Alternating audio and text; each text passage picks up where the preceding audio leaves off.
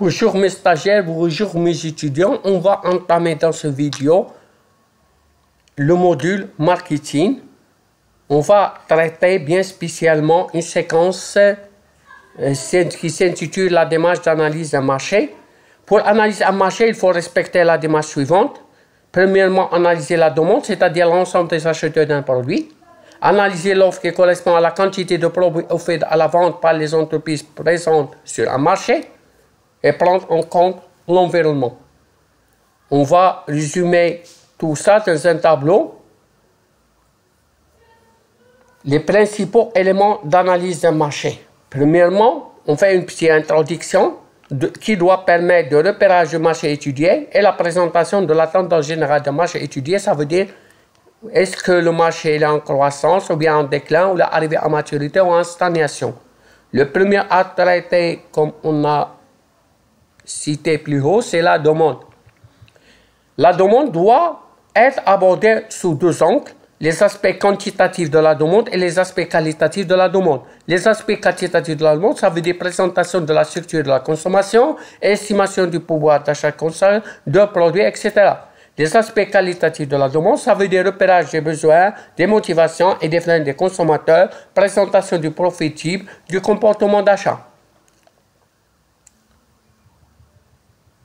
L'offre. L'offre doit tenir compte des éléments suivants. Analyse des produits vendus sur le marché.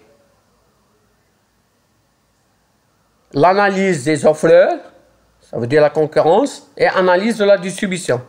Analyse des produits vendus sur le marché, caractéristiques commerciales, techniques et psychologiques des produits, position du cycle de vie, rôle dans la gamme, segment, capacité à répondre aux besoins des consommateurs.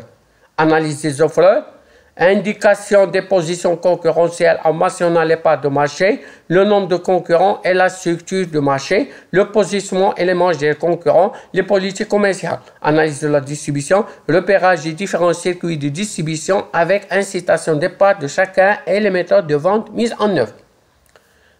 Dernier point, c'est l'environnement. Repérage de l'incidence des éléments environnementaux sur les politiques commerciales des acteurs du marché. Enfin,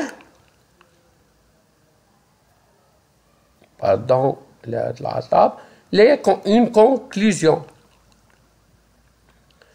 doit permettre de donner à l'entreprise les pistes pour élaborer son plan de marché A, ça veut dire les 4 P contenus de l'analyse effectuée.